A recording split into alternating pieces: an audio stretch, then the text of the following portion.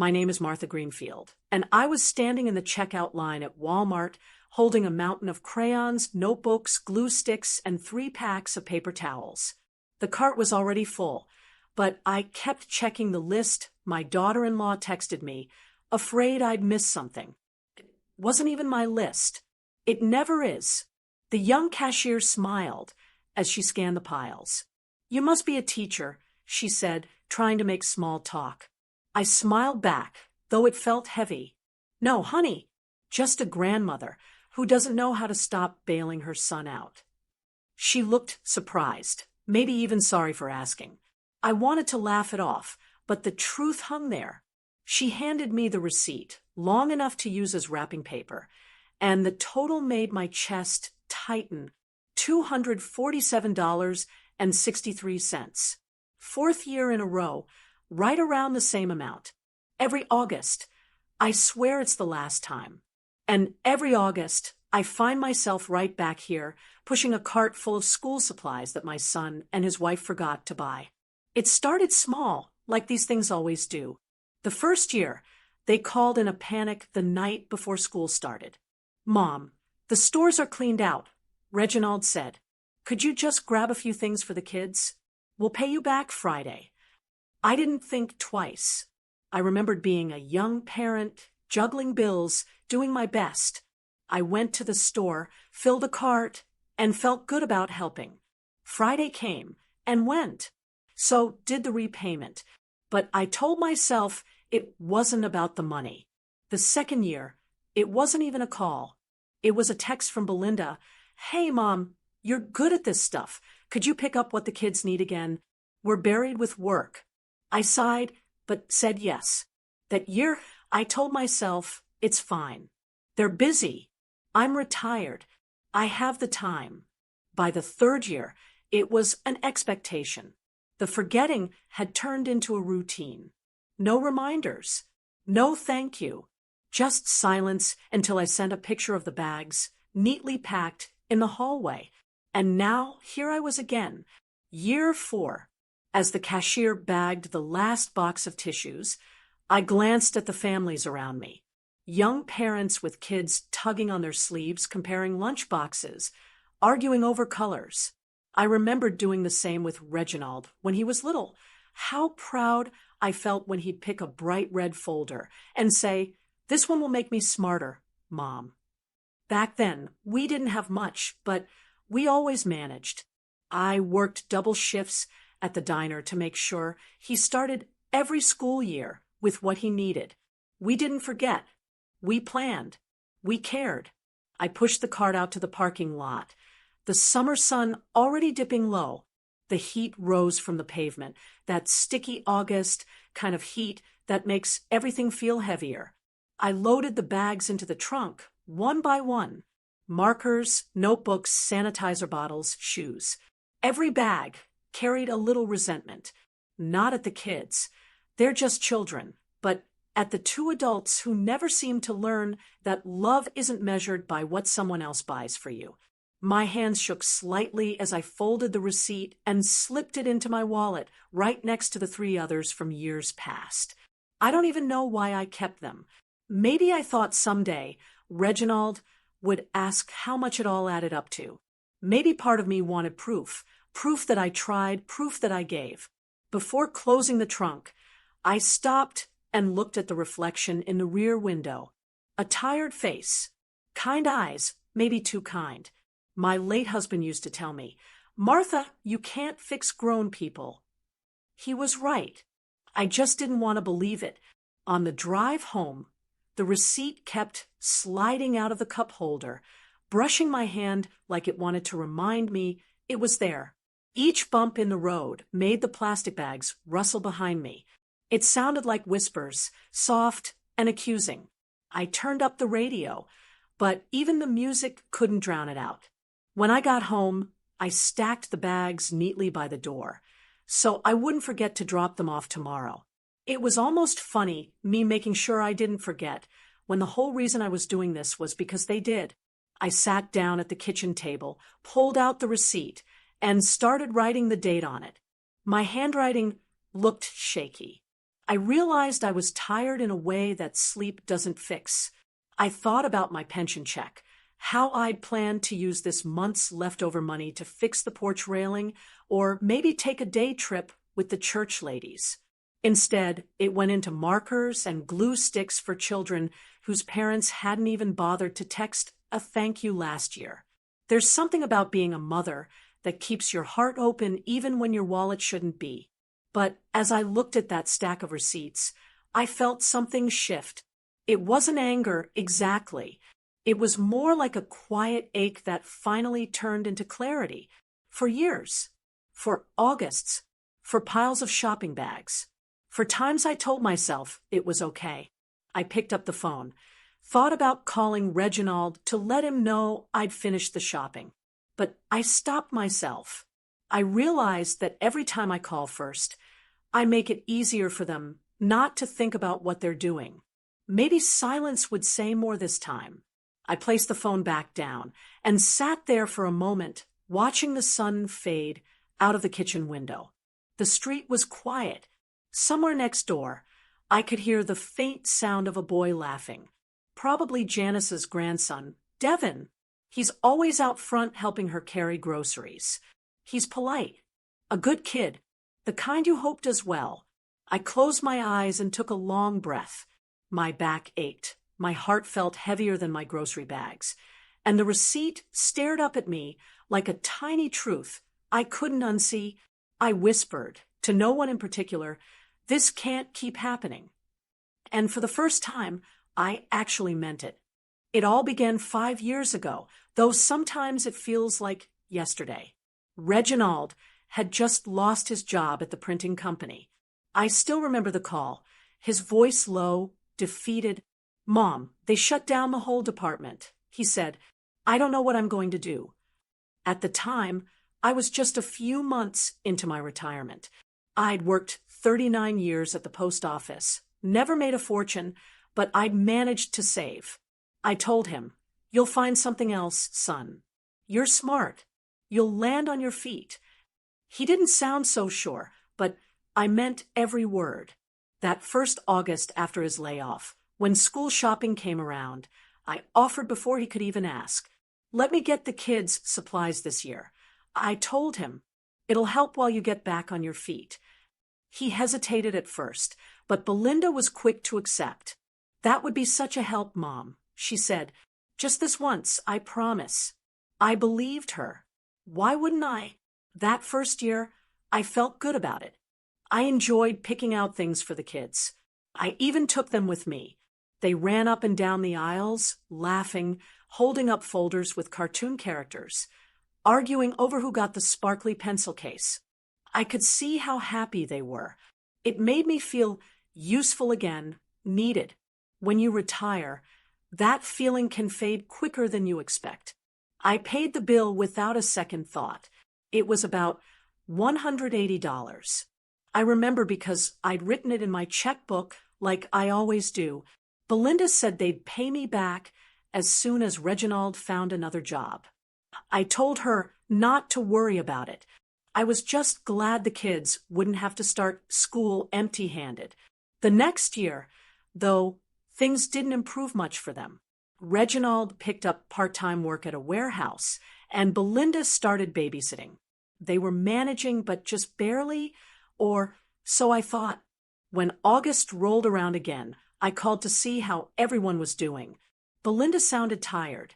"Oh, Mom," she said, "we've been so busy trying to catch up on bills that I haven't even looked at the school supply list yet. You're always so organized with these things. Could you maybe handle it again, just until we get back on our feet?" It didn't sound like a big deal. I figured I could help one more time. What's a few $100s when it comes to your grandkids? That year, I didn't take the kids shopping. I went alone. It felt quicker, easier. I dropped everything off in bags at their front door. Belinda thanked me with a quick text and a smiley face. Reginald didn't say much, but I assumed he was embarrassed. I told myself he didn't have to say thank you. I understood, but something about that drop-off didn't sit right. I drove home thinking, it's fine. It's just temporary. By the third year, Reginald had found steady work again, sales job, decent pay. They'd even posted pictures online from a vacation at Myrtle Beach. The kids looked happy, tanned, and healthy. I was glad for them. Then one afternoon in late August, I got a call. Belinda sounded cheerful, almost too cheerful. "Hey, Mom, the kids are starting school next week. We totally forgot to grab their supplies. You know how it is, things get busy. You wouldn't mind helping one more time, would you?" I remember looking down at my checkbook, my pen still in hand from paying the electric bill. I hesitated, but she kept talking before I could answer.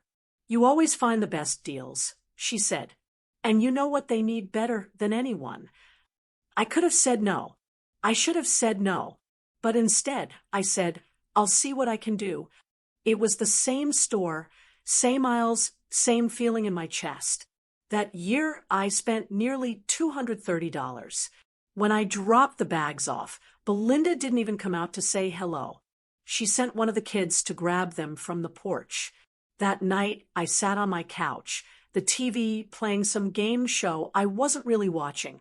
I thought about how helping had once felt good, and now it just made me feel invisible. Still, I try to be understanding. Maybe they really were struggling. Maybe it was just poor planning. I gave them the benefit of the doubt, because that's what mothers do. You remember the child before the adult, the one who needed you. It's hard to stop seeing them that way. The fourth year rolled around, and not a word from Reginald or Belinda. No hint that they were shopping, no mention of supplies. A week before school, I called just to check in. Belinda said, "Oh, right, we meant to go this weekend, but we've got so much going on. The kids will be fine. You're always so good at finding everything, if you don't mind." She said it so casually, like it was already decided, like it was my role now. That call left me staring at my phone for a long minute. I realized then that something had shifted. Helping wasn't a favor anymore. It had become my obligation in their minds. I wasn't being asked. I was being assigned. It stung more than I expected.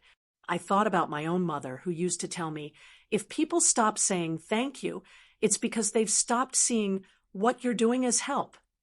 I brushed that thought away then, but it came back sharp that night. After that, I started keeping the receipts. Every one. I tucked them into a folder in my desk, labeled school. It wasn't for revenge or proof. It was just something inside me that needed to keep track, like maybe I could measure where my kindness stopped being kindness and started being something else. Each year blurred into the next. Same store, same lists, same empty thank yous. I kept reminding myself, it's for the kids, but it became harder to ignore the growing feeling that I was just filling a gap their parents had stopped even pretending to care about. One afternoon, I bumped into a neighbor at the grocery store. She smiled at me and said, "Martha, you're such a good grandmother. Those kids are lucky to have you."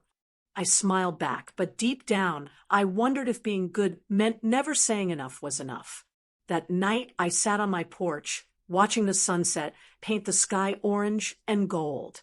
I thought about how many times I'd promised myself I'd stop, and how easily I broke that promise every year. Helping family had always felt like the right thing to do, but lately it felt less like family and more like a job I never applied for. It was quiet out there, except for the sound of kids laughing down the street. I wondered if my grandkids would even remember who bought their notebooks, or if it would all blend together into one big blur of things that just showed up when they needed them. That's when the truth hit me, clear as day. They weren't asking anymore, they were assuming. Every mother swears, just this once. Then once turns into always. If you've ever carried a grown child longer than you planned, share this story with someone who'd understand. And if you think I should have stopped sooner, write it below. I can take the truth. Once you let something slide enough times, it stops feeling like a favor and starts feeling like routine. That's exactly what happened. What began as one small gesture turned into a pattern I couldn't seem to break. The next few years blended together. Every August looked the same. My phone would buzz with a text from Belinda, usually short and casual, like she was ordering takeout. "Hey, Mom, school's around the corner. You still have that list from last year." Or sometimes, "We totally forgot to get supplies again. You're so good at this. Can you handle it?" No apology, no real conversation, just expectation wrapped in a few words. I'd sigh, stare at the message for a minute, and then grab my purse. It wasn't even a question anymore. It was automatic. That first morning in the store each year, I'd tell myself this was the last time. But the moment I saw the rows of crayons and folders, I'd soften.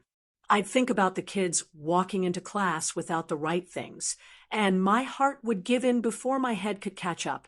So I'd fill the cart again: scissors, notebooks, glue, hand sanitizer, tissues, the whole list. I got good at it too. I even memorized what each grandchild's teachers usually ask for. It wasn't the money alone that wore me down. It was the quiet frustration of knowing I was being taken for granted. I was living on a pension, not a paycheck. Every August, my budget shrank, and I'd tell myself I'd make up for it later. But later never really came. I didn't tell anyone how much it cost me. I didn't want pity. I just adjusted my own spending. No new shoes that year, skipped lunch with my church friends, stretched my groceries a little thinner. Meanwhile, the kids would come over with big smiles, showing off their new backpacks and saying, "Grandma, look what Mom and Dad got us." I'd smile and nod, pretending it didn't sting. They didn't know any better. They were proud and happy, and I wasn't about to ruin that. But it's strange how something that once brought joy starts to leave a small ache. Each time they left, my house would feel emptier, like a reminder of all the quiet ways I'd been taken for granted. One August afternoon, I was unloading the car when my neighbor Janice came walking over. She's about my age, works part-time at the grocery store. Kind woman, always asking about my grandkids. She saw me struggling with the bags and laughed softly. "Martha, are you stocking a classroom, or what?" "Feels like it," I said, setting down a bag of notebooks on the porch. She looked at the pile and shook her head. "You're such a good grandma. Those kids are lucky to have you." I smiled, but before I could thank her, she sighed and said something that stuck with me. "My poor Devin would give anything for those supplies. He's top of his class, you know? But his parents are barely keeping the lights on. They both work nights now. I don't know how he stays so positive." I didn't know what to say. Devin was always polite, always helping her carry groceries. I'd seen him mowing lawns around the neighborhood for extra cash. I just nodded. "He's a good boy," I said. Janice smiled. "He really is. Some kids just don't take anything for granted." That line stayed in my head long after she went back inside. Later that evening, I sat at the kitchen table, sorting through receipts again. I did the math. For years, for back-to-school seasons, roughly the same total each time. It came to almost $1,000. I tried not to think about it in those terms, but it was hard to ignore. I thought about Devin working, studying, helping his grandmother, while my own son and daughter-in-law went on trips and posted photos of new furniture online. The difference between them wasn't money, it was appreciation. The next week, when I brought the bags to Reginald's house, Belinda barely looked up from her phone. "Just leave them by the door? Mom, I'll go through them later." "Where are the kids?" I asked. "They're with friends." She said, "We've got a lot going on this week." She didn't even make eye contact. On the way home, I felt this sharp mix of anger and sadness. Not because of the money, but because of how easy it had become for them to ignore me.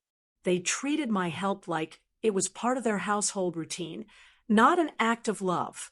It reminded me of something my late husband used to say: When people stop being thankful, that's when you know they've stopped seeing you. That night, I couldn't sleep. I kept replaying Janice's words about her grandson. Some kids don't take anything for granted. It got me thinking about the kind of example I was setting, not for my son, but for my grandkids. What was I teaching them if they grew up thinking things just appeared free and easy? The following year, when the familiar text came through, "Hey, Mom, any chance you can grab the school stuff again?" I hesitated before answering. My finger hovered over the keyboard. I wanted to say, "You're adults. Handle it." But instead, I typed, "Sure." I don't even know why. Habit, maybe, or guilt, or that old ache that comes from wanting to make sure the kids are okay, no matter how old their parents get. When I pulled into my driveway with the latest round of supplies, Janice waved from her porch. "Back to school already?" she asked. "Seems like it never ends." I said. She smiled sadly. "I wish I could help Devin the way you help yours." That made something twist inside me. I wanted to tell her that helping isn't always what it looks like, that sometimes it's the hardest thing in the world to say no. But I didn't. I just nodded. Later that night, I watched the local news while folding the receipt in half. They were running a story about a local scholarship drive for underprivileged kids. I thought about Devin again, about how he never complained, how he kept trying no matter what. It hit me then how unfair it all seemed. Some people give everything and still struggle. Others have help handed to them and don't even notice. I looked at the neat stack of receipts on my table, the total creeping higher every year, and I felt something inside me shift. I wasn't sure what it meant yet, but I knew I was done pretending it didn't bother me. Some kids know the value of what they're given. Some never have to learn. Some kids never have to learn the value of what they're given. Others learn it the hard way. Which side do you think the world rewards? Like, and share if you believe gratitude still matters. August crept up again before I knew it. The stores had their back-to-school banners out, and every commercial on TV was about sales on pencils and backpacks. You'd think after all these years I'd feel that old itch to go shopping, but this time I didn't. I just felt tired. One afternoon, I picked up the phone and called Reginald. I wanted to give him a fair chance. No surprises, no excuses. "Hey, son," I said, "you've got a week before school starts. Did you and Belinda pick up what the kids need?" He hesitated for half a second before answering, "Not yet, Mom. We were going to go this weekend. Don't worry about it." I wanted to believe him. "All right," I said, "just make sure they have what's on their list. You know how teachers are. First day means full supplies." He chuckled. Yeah, we got it. You don't need to stress." 2 days later, I was scrolling through my phone when a photo popped up on social media. Belinda had posted it. There they were, smiling in front of a cabin at Hocking Hills, matching t-shirts and all. The caption read, "Last summer getaway before school starts." I stared at the picture for a long minute. I wasn't angry about the trip itself. Families need breaks. But I couldn't help thinking about how many tight months they'd mentioned over the years. Somehow there was always money for vacations, takeout, and new phones, just never for their kids' school supplies. That evening, I set my phone face down on the table and made a decision. This year, I wasn't going to step in. I wanted to see what would happen if I didn't do anything. The days went by quietly. I busied myself with small things, watering the flowers, organizing old photo albums, reading on the porch. But every time I passed a store, my stomach twisted. I'd see parents with carts full of crayons and backpacks, and I'd feel that old pull in my chest. I'd tell myself, "Don't do it, Martha. They're grown. They'll handle it." Still, part of me worried. What if the kids showed up empty-handed? What if they got embarrassed in class? Those thoughts kept me up at night. I kept fighting with myself. One half saying, "Stay out of it," the other whispering, You can't let the children suffer. The night before school started, I made a cup of tea and sat by the window. The house was still, the kind of quiet that hums. I tried to distract myself with a crossword puzzle, but my eyes kept drifting to the clock. It was almost 8 when the phone rang. I knew that ringtone. My granddaughter, Lily. I smiled automatically, but her voice on the other end stopped me cold. "Grandma," she said, sniffling. "We don't have anything." My heart sank. "What do you mean, sweetheart?" She tried to speak, but her voice cracked. "Mom said the stores were out of the good stuff. We don't have notebooks or crayons or anything for tomorrow." I could hear her little brother in the background asking, "Do we have to share pencils again?" That did it. I felt something deep inside me crack, like a rubber band that had been stretched too long. I wanted to be calm, but my voice came out sharper than I meant. "Put your dad on the phone." There was a pause, then muffled sounds before Reginald's voice came through, tired and defensive. "Mom, it's late. We were going to handle it." "Handle it," I said quietly.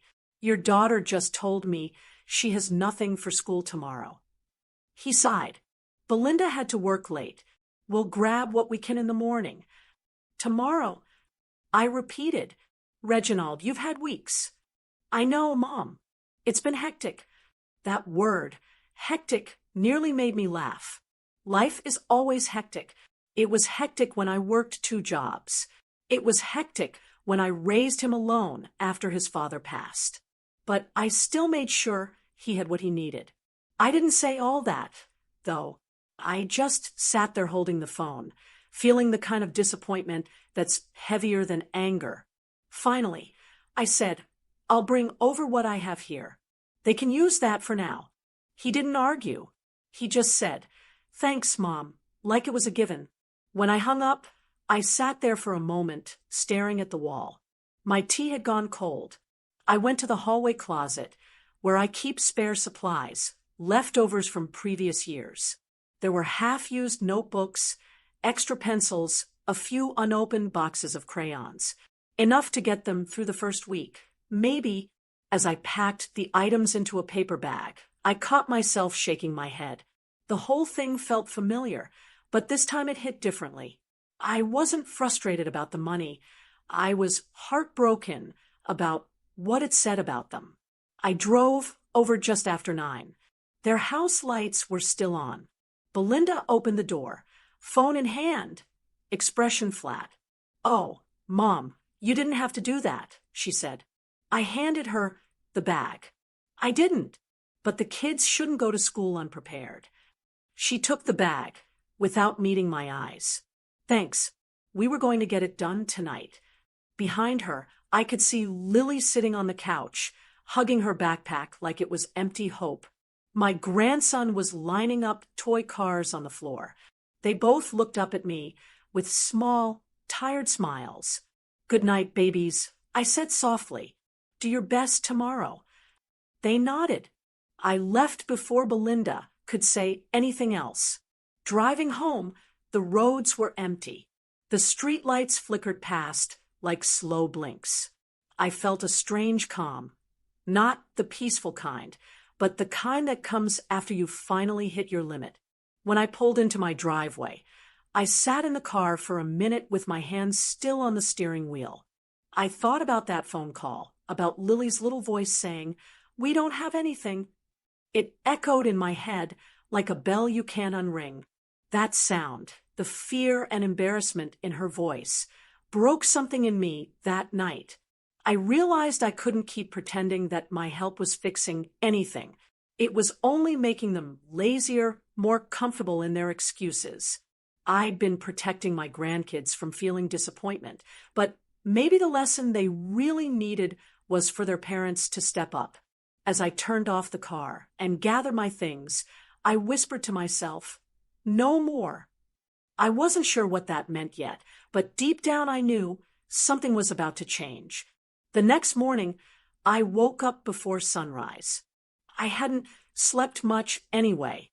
My mind kept replaying that phone call from Lily, her small voice trembling. I couldn't shake it. I made myself a cup of coffee, sat at the kitchen table, and stared at the folder I kept in the drawer, the one labeled school. Inside were all the receipts from the last 4 years. Every total was circled, neat and careful. I added them up with a pen, one by one. When I got to the final number, I leaned back and exhaled. Almost $1,200. $1,200 from a pension that wasn't meant to stretch this far. And what did it buy? It bought their excuses, their carelessness, their comfort. By 7:30, I decided I wasn't going to let this go another year. I grabbed the old paper bag from last night, the one with the leftover pencils and folders, and headed for Reginald's house. When I pulled up, their car was still in the driveway. The curtains were drawn. It was the morning of the first day of school, but nothing about that house looked like a family getting ready. I knocked on the door. Belinda opened it, wearing a robe, her hair up, holding a mug of coffee like she hadn't a care in the world. "Mom, it's early," she said with that practiced smile of hers. "We were just getting started." I walked in without waiting for an invitation. The kitchen looked like chaos, backpacks half open, papers scattered, cereal bowls sitting in the sink. I set the paper bag down on the counter and said, quietly, "These are the leftovers from last year. It's all I've got for them today." Belinda gave a little laugh, like she thought I was joking. "Oh, that's fine, Mom. We were going to handle the rest later. The store's open early." That tone, so casual, so dismissive, it set something off in me. I reached into my purse and pulled out the folder. I laid every single receipt down on the counter, one by one, in a neat row. "For years," I said. 4 years of forgetting. Belinda blinked at me. "What are you doing?" "I'm showing you what you've turned into a habit," I said, keeping my voice calm. "Every single year, you've asked or hinted or just waited for me to do it. And every year I did." She rolled her eyes. "Mom, we've been through a lot. You act like we don't appreciate it. Do you?" I asked, because appreciation looks a lot different than what I've seen. Reginald came into the kitchen, then, still buttoning his shirt. "Mom, what's going on?" I turned to him. "I'm done," I said. "This is the last time I play the part of your safety net. You're not kids. You're parents. It's time to act like it." He frowned, rubbing his forehead like I was giving him a headache. "Mom, this isn't the time. The kids are already upset. We just forgot." "You don't forget 4 years in a row, Reginald," I said. "You just stop caring who remembers." He didn't say anything. Belinda crossed her arms and muttered, "We were going to handle it." I looked at her. "No, you weren't. You never do." Silence filled the room, the kind that makes you aware of every tiny sound, the refrigerator humming, the tap dripping. I took a step back, suddenly feeling very tired. "I've spent years trying to help you, but all I've really done is make it easier for you not to grow up." Reginald's face softened a little, like he wanted to argue, but knew I was right. "Mom, it's not that simple," he said. "It is," I replied. "You've turned me into your solution, and I can't do it anymore." Belinda looked away, muttering under her breath, "You don't have to make a scene about it." I laughed quietly. This isn't a scene. It's me stepping out of one. I gathered my folder and turned toward the door. "You'll figure it out this time," I said. As I reached the doorway, Lily came running from the hallway, still in her pajamas, her backpack dragging behind her. "Grandma, are you leaving?" I knelt down and hugged her. "Yes, baby, you're going to have a good day. Just remember, being ready for something starts with caring enough to prepare." She didn't fully understand, but she nodded anyway. I gave her a quick squeeze, stood up, and walked out. When I got back in my car, I didn't start it right away. I just sat there, staring at the house. The curtains were still closed, and for the first time, I didn't feel guilty about driving away. I'd done my part, and then some. The drive home was quiet. The morning light was just starting to spread across the sky, and traffic was light. I rolled the window down, letting the air hit my face. It felt different this time, lighter somehow. When I pulled into my driveway, I parked and sat for a moment, watching the neighborhood slowly come to life. Across the street, Janice was walking her grandson, Devin, to the bus stop. He waved to me, cheerful as always, his backpack neat and ready. I waved back, smiling faintly. That boy had everything packed, every pencil sharpened. I thought about the difference between his life and my grandkids. Both had hard-working families, but only one seemed to value what he had. Inside the house, I placed the folder on the counter and made another cup of coffee. The kitchen felt peaceful. No clutter, no noise, no guilt. For the first time in years, I didn't feel like I owed anyone an explanation. As I sat there, the quiet pressed in, but it didn't feel lonely. It felt like a door had finally closed on something I should have ended long ago. Relief and guilt sat side by side in my chest, but the relief was winning. I wasn't angry anymore. I was just done. And sometimes that's the strongest thing a mother can be. That night, after I left Reginald's house, I couldn't sleep. I kept turning over in bed, staring at the ceiling, feeling both lighter and unsettled. I'd finally said what needed to be said, but the silence that followed was louder than I expected. Around midnight, I got up and made some tea. The house was quiet except for the ticking of the old clock above the stove. I pulled the folder of receipts toward me again, opened it, and laid every single one out on the table. I started adding them all up carefully, year by year, season by season. The total stared back at me like a number that didn't belong to my life. $4,000. $4,000 from a pension that barely stretched to cover my mortgage, groceries, and utilities. I sat there a long time, tracing the ink lines of each receipt with my finger. Every dollar had come from somewhere: a canceled doctor's visit, a cheaper grocery trip, a skipped day out with my church group. None of it had been for me. It had all gone to patching up holes Reginald and Belinda dug for themselves. And in doing so, I realized I'd been digging one of my own. The truth hit me hard. I hadn't been helping. I'd been funding their neglect. That thought burned. I wasn't angry anymore, just disappointed in them and in myself. I'd mistaken love for rescue. Maybe that's something mothers do without thinking, but at some point, it stops being love and turns into enabling. I stared at that pile of paper and thought about Devin, the boy next door. Every morning before school, I saw him walking his grandmother's dog, and then catching the bus with his backpack slung low, worn, but tidy. He always waved to me and said, "Good morning, Miss Greenfield." His manners reminded me of a time when kids still said please and thank you. And every time I saw him, I thought about what Janice had said, that he worked hard but might never afford college. The more I thought about it, the clearer it became. My own grandchildren were growing up believing that someone would always step in to fix things. Devin was growing up believing that hard work was the only thing that could change his life. By the time the sun came up, I knew exactly what I needed to do.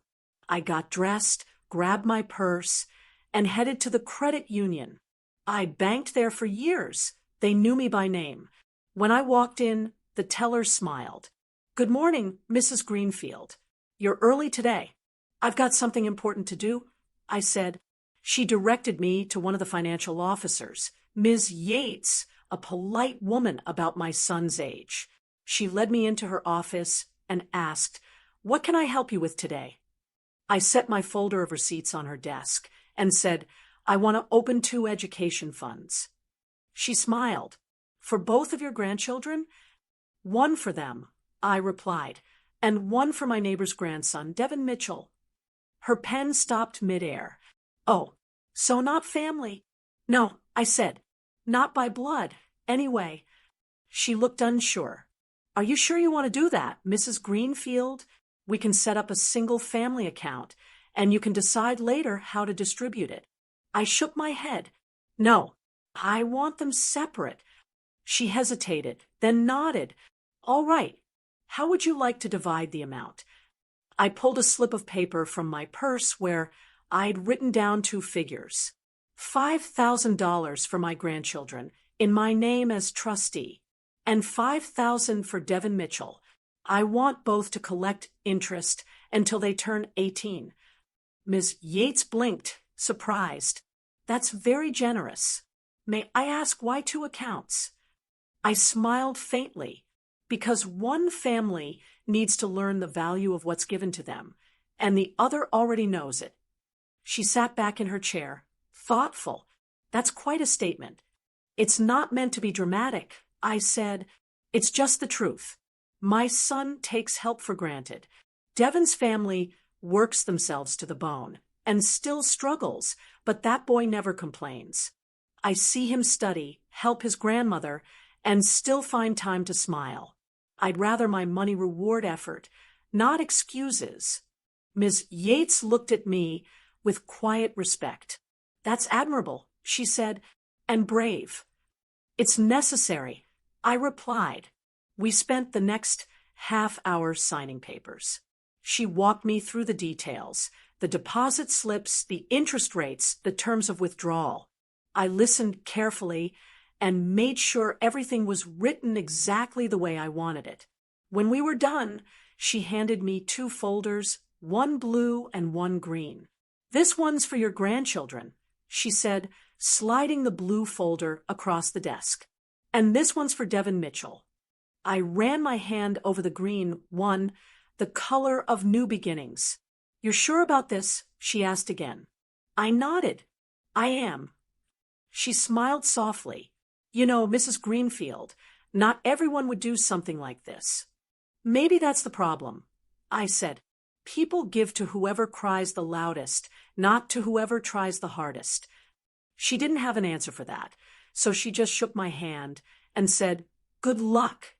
When I stepped outside, the morning light felt warmer than usual. The air smelled like rain, though the sky was clear. I sat in my car for a minute, holding both folders in my lap. One represented a lifetime of guilt. The other represented hope. I looked out the window at the world going about its business, people heading to work, buses rumbling past, a mother walking her child to daycare. I thought about all the years I'd spent carrying everyone else's burdens. It wasn't wasted time, but it was time spent the wrong way. Now, finally, I was doing something that felt right. Maybe my decision wouldn't be popular. Maybe my son would be furious when he found out. But I wasn't trying to hurt anyone. I was just done giving where lessons were never learned.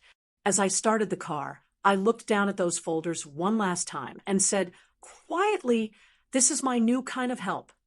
Driving home, I passed the school bus stop, where Devin stood, holding his backpack and laughing with another boy. He waved when he saw me. I waved back, smiling. He didn't know it yet, but a small part of his future had just changed. By the time I pulled into my driveway, I felt calm, lighter than I had in years. The guilt, the resentment, the quiet anger, all of it had lifted just enough for me to breathe again. I sat there for a long moment, staring at the two folders resting on the passenger seat. I whispered to myself, I finally did something that feels right, even if it won't be popular. I know half of you will say I was right, and half will say I was heartless. That's fine. Truth should make people talk. Hit like if you think reward should follow effort, and tell me in the comments if family should always come first, no matter what. For a few days, everything was quiet. I didn't hear from Reginald or Belinda, and honestly, I didn't expect to. I went about my usual routine, morning walks, tending to my plants, volunteering a few hours a week at the library. Life felt calm. Then, one Thursday afternoon, my phone started ringing. The caller ID flashed Reginald. I stared at it for a moment, already knowing this wouldn't be a pleasant conversation. I answered, keeping my tone steady. "Hello, son." His voice came out tight, sharp. "So that's it, huh? You're giving away our money to strangers now." I closed my eyes. I take it Belinda saw Janice's post. Damn right she did. He snapped. She put it on Facebook for everyone to see. A picture of that boy holding a thank you card saying you started some scholarship fund for him. You think we wouldn't find out? I took a breath before answering. "Reginald, let's start with one thing. It was never your money." There was a pause on his end, then a low, angry laugh. "You've got to be kidding me. You've been helping us for years, Mom. You've spent more on my kids than anyone else. And now you're just throwing it away on some neighbor kid? What's wrong with you?" "Nothing's wrong with me," I said calmly. "I just decided to spend my money where it might teach the right lesson." He scoffed. "The right lesson? You're punishing your grandkids to make a point." "No," I said, "I'm helping them too. There's a fund in their name. But I also gave to a boy who's earned it, the one next door, who studies every night and helps his grandmother without being asked." He didn't like that answer. I could hear the anger building in his breathing. "So what, you're comparing us to them now? To some family that can't even keep their lights on?" "I'm not comparing anyone," I replied. "I'm saying gratitude and effort matter. I've spent years giving, and you've spent years assuming. That's not my failure, Reginald, it's yours." For a second, all I heard was silence. Then came the explosion. "You've completely lost it. You're so busy judging us that you can't even see what you're doing to your own family. You want to teach us a lesson? Congratulations, you just turned your back on your grandkids." His words stung, but not the way he intended. I stayed quiet for a moment before speaking again. "No, I didn't turn my back on them. I finally stopped turning my back on myself." He let out a long breath that sounded half like a growl. "Do you even hear yourself? You sound like some stranger. You've always been the one person I could count on." "And maybe that's the problem," I said softly. "You shouldn't have been counting on me to fix what you refused to handle." He muttered something under his breath, then said louder, "You just love to make me feel small, don't you?" "That's not what this is about." I said, "You've confused love with control. I loved you by helping, but now I'm loving you by stopping." "Helping another kid over your own blood," he shot back. "You'll never justify that to me." I almost smiled, though my heart hurt. "Maybe not to you," I said, "but I don't need to. I can live with my choices." "Yeah? Let's see if you still feel that way when the kids start asking why their grandma cares more about the neighbor's boy than them."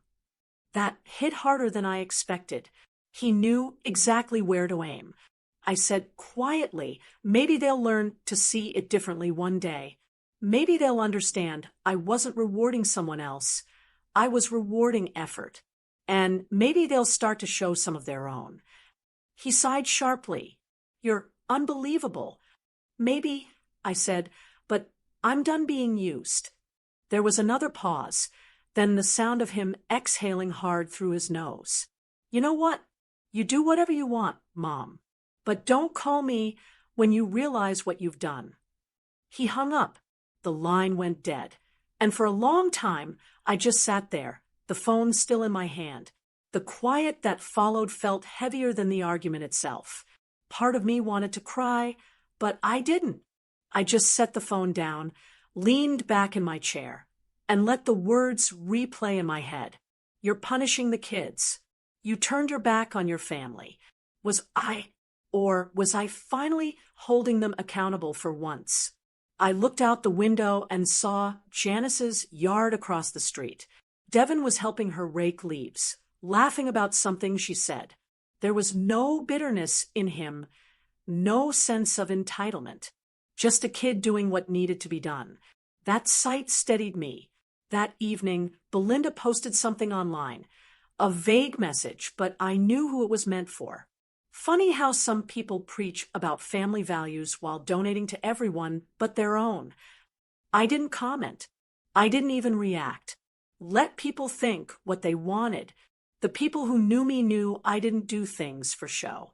The next day, I went out to check my mail. Janice came over, smiling shyly. "I'm so sorry, Martha. I didn't mean to cause any trouble with that post. Devin was just so proud. He wanted to thank you publicly." "It's all right," I said. "You did nothing wrong. I'm glad he's proud. He deserves to be." She looked at me kindly. "You're a good woman. Don't let anyone make you feel bad for doing something good." I smiled. "I don't feel bad, just a little bruised." That evening, the house felt quiet again. I thought about calling Reginald, but I didn't. Some things needed to settle on their own. I cooked myself a small dinner, washed the dishes, and sat by the window. The street lights came on one by one, glowing against the dark. Somewhere down the block, I could hear laughter from kids playing before bed. I thought about my grandkids and hoped they were okay, that they'd gone to school with everything they needed from that new fund I'd started. And I thought about Devin, probably finishing his homework by now, unaware of the arguments swirling around my decision. It hurt to know my son was angry with me. It hurt even more to know he didn't understand. But under that pain was something solid, a strange kind of peace. Because for once, I wasn't acting out of guilt or fear. I was acting out of conviction.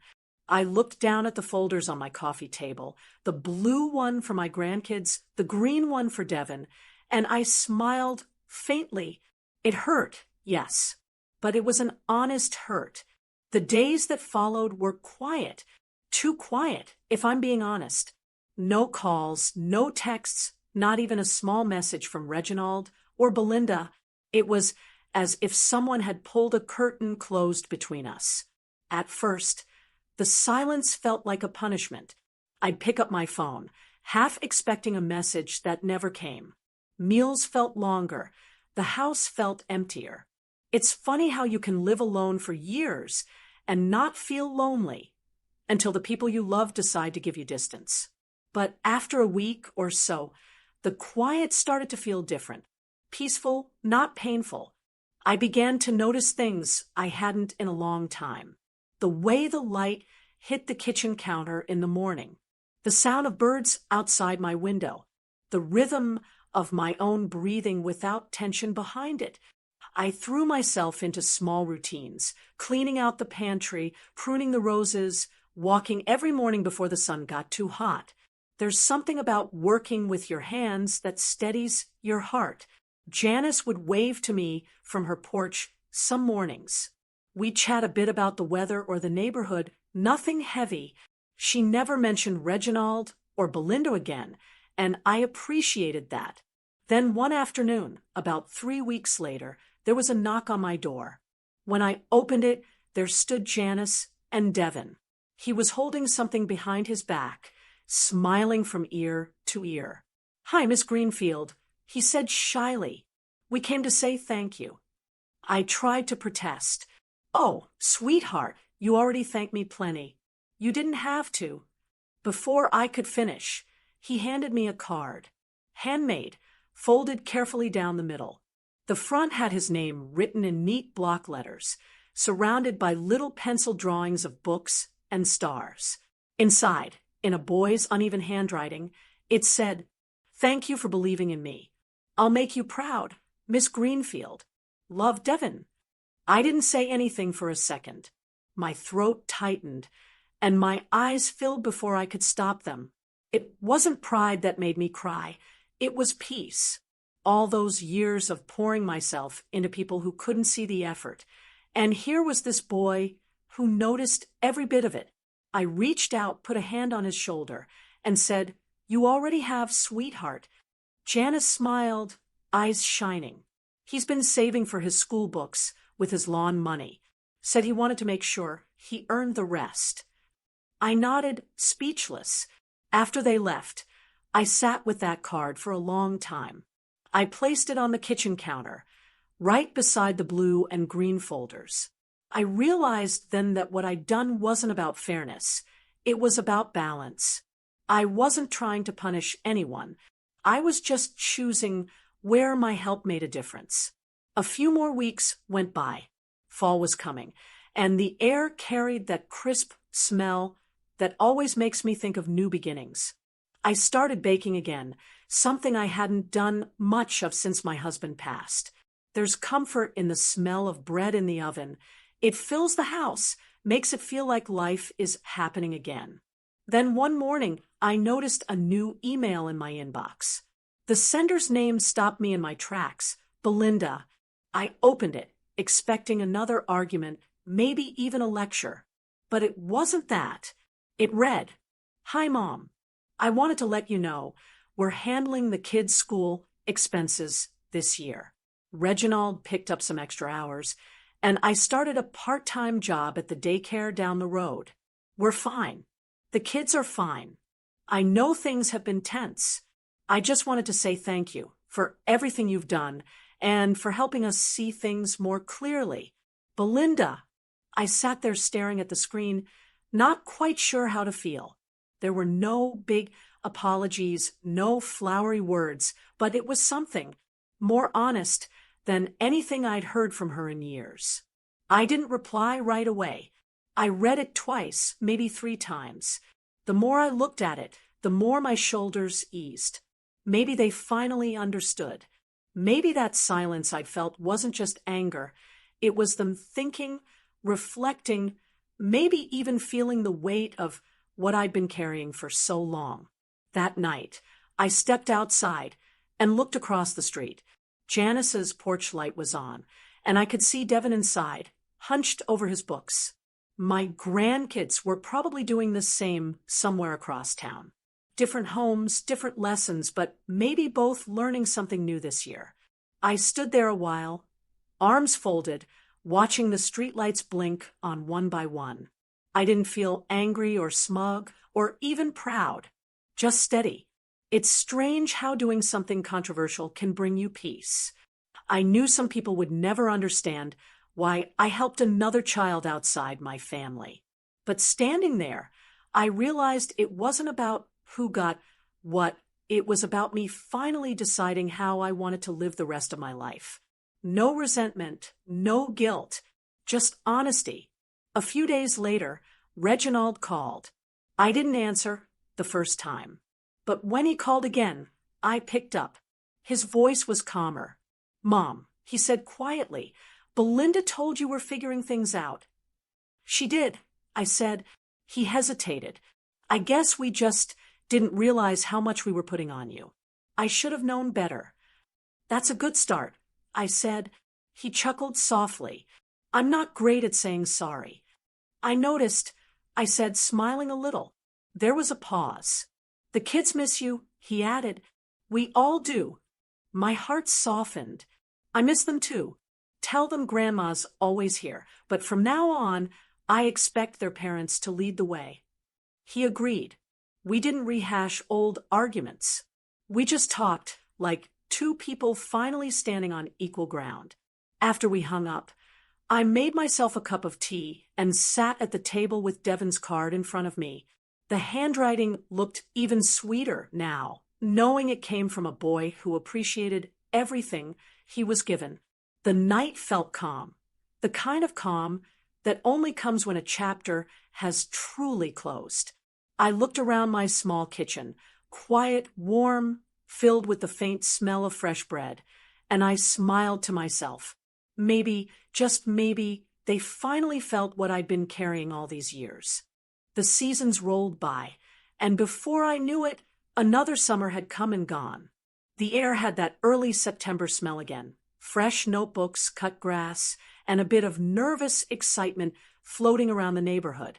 I could always tell when school was about to start, even without looking at a calendar. But this year felt different. For the first time in a long while, I wasn't dreading the familiar text or phone call that usually came this time of year. I'd spent the past months keeping busy, minding my own peace, and saving a little extra from each pension check. The folder that once held receipts now sat empty in my desk drawer. A small reminder of what I'd finally let go of. That morning, as I poured my coffee, my phone buzzed. I figured it was one of those store reminders about back-to-school sales, but when I looked down, my heart gave a small jolt. It was a message from Reginald. The photo loaded slowly, then appeared clear, Lily and her little brother standing in front of their school, smiling wide.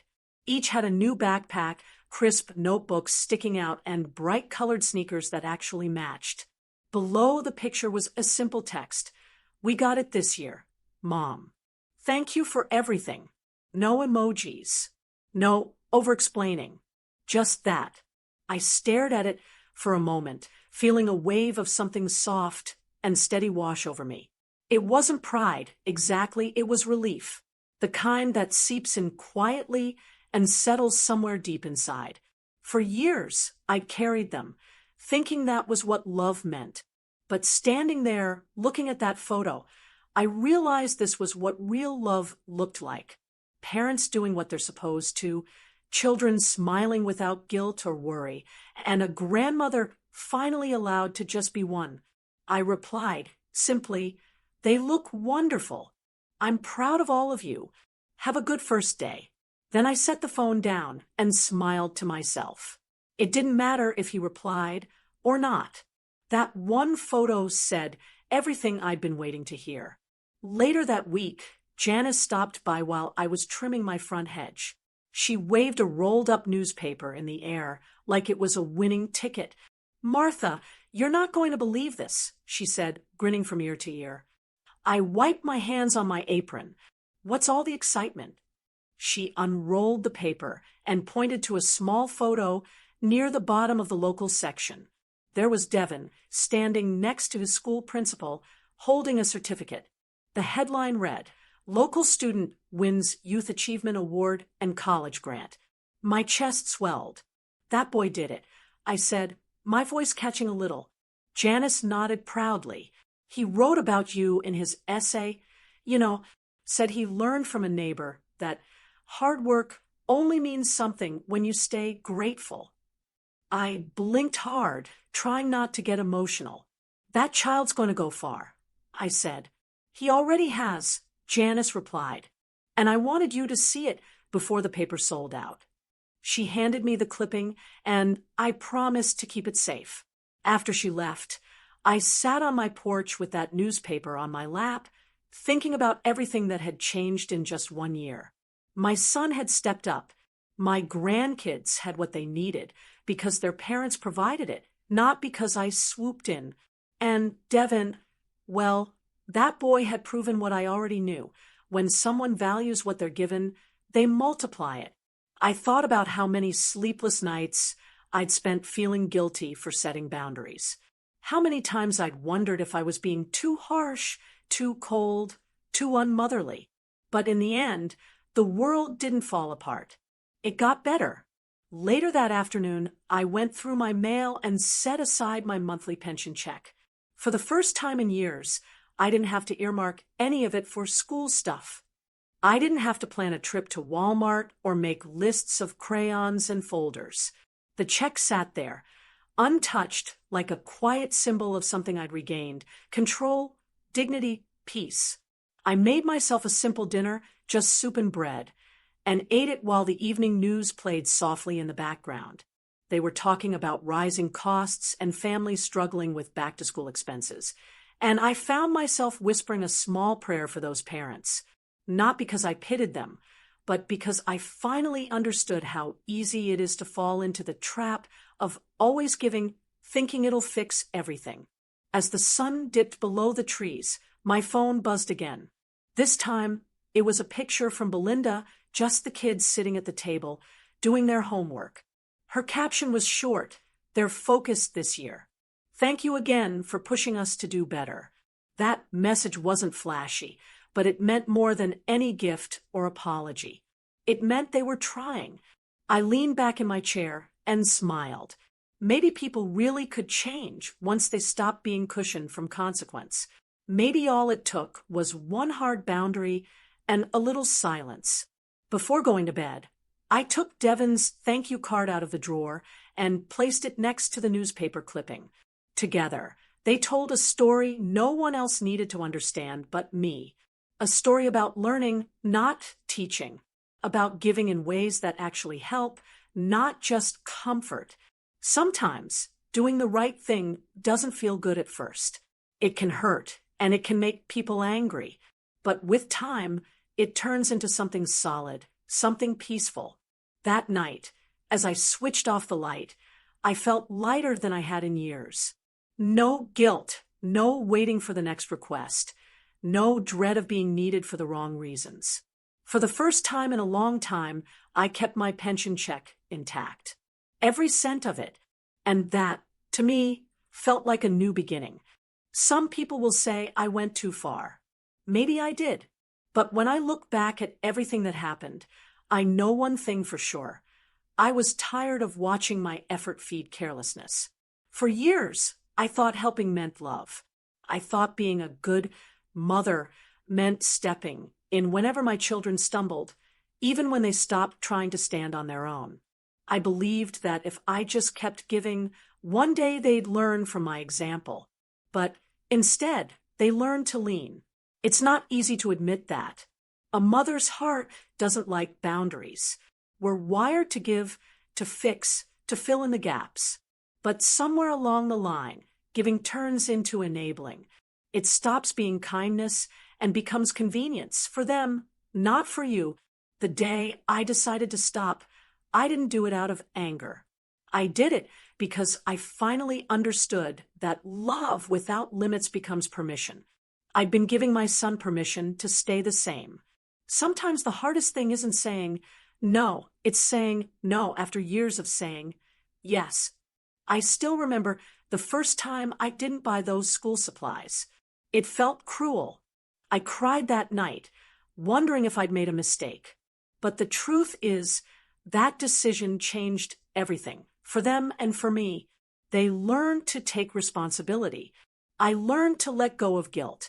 When I set up those 2 education funds, one for my grandkids and one for Devon next door, it wasn't about choosing one family over another. It was about balance. For too long, my giving had gone one way.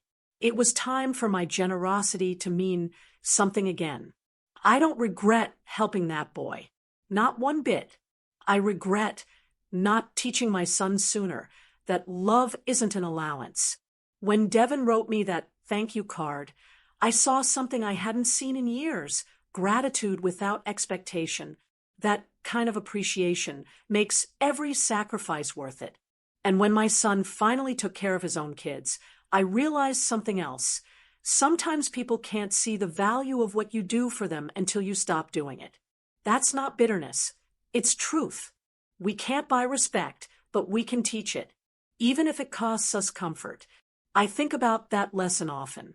It's easy to tell yourself, family first, but sometimes putting family first means stepping back so they can learn what responsibility looks like. For me, the hardest part was learning to stop measuring love by what I gave. It took years for me to understand that love isn't proven through sacrifice. It's proven through accountability.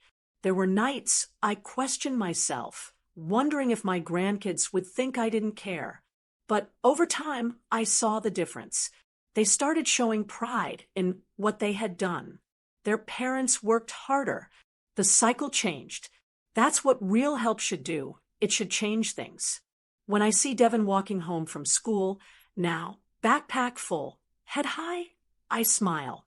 He reminds me that effort deserves recognition. And when I see my grandkids studying at their own kitchen table, I smile again.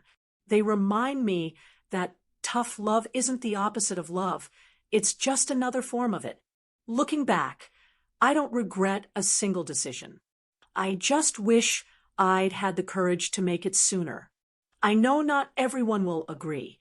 Some will say, Martha, you should have kept it in the family. Blood is blood.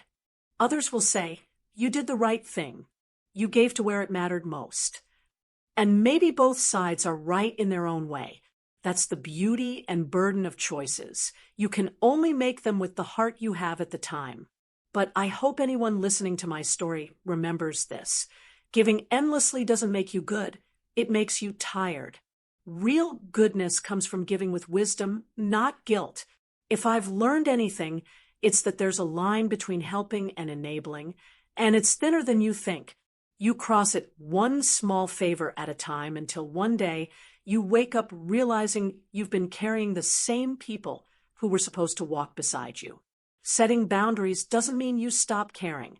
It means you care enough to want people to grow. I think every parent, especially every mother, reaches a moment where love asks for a different kind of strength, the strength to stop rescuing and start teaching. That's where peace begins. Now, when I look at those two folders, the blue one for my grandkids and the green one for Devin, I see balance. I see the result of one hard decision that put everything back in order. Life feels lighter now. My pension check stays in my wallet a little longer, and my sleep comes easier.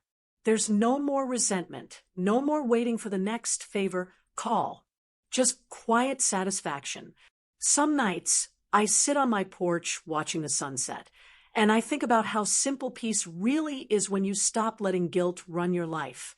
So, to anyone listening, maybe you've been in my shoes.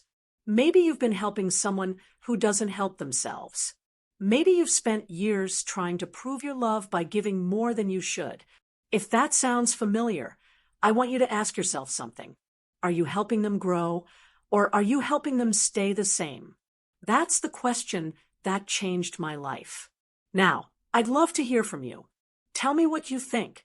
Would you have done what I did, or kept it all in the family? Was I cruel, or just finally fair? When does love stop being help and start being a habit? If you were in my shoes, what would you have done? Your thoughts matter, because this isn't just my story. It's one a lot of mothers and grandmothers live quietly every day. We give, we forgive, and sometimes we finally stop. If this story made you think, if it reminded you of something you've been through, don't just sit with it. Share it. Someone out there might need to hear it today. Don't forget to download this wonderful book called 38 Uplifting and Funny Short Stories for Seniors. Easy-to-read tales that bring laughter, memories, and mental stimulation. It's full of heartwarming, simple stories written to bring a smile, stir up memories, and remind us that joy doesn't fade with age. It grows stronger. You'll find it in the pinned comment below. Lastly, make sure to like this video, share it with someone who needs to know they're not alone, and subscribe for more real stories like this one. And remember, helping doesn't always mean saying yes. Sometimes the most loving word in the world is no.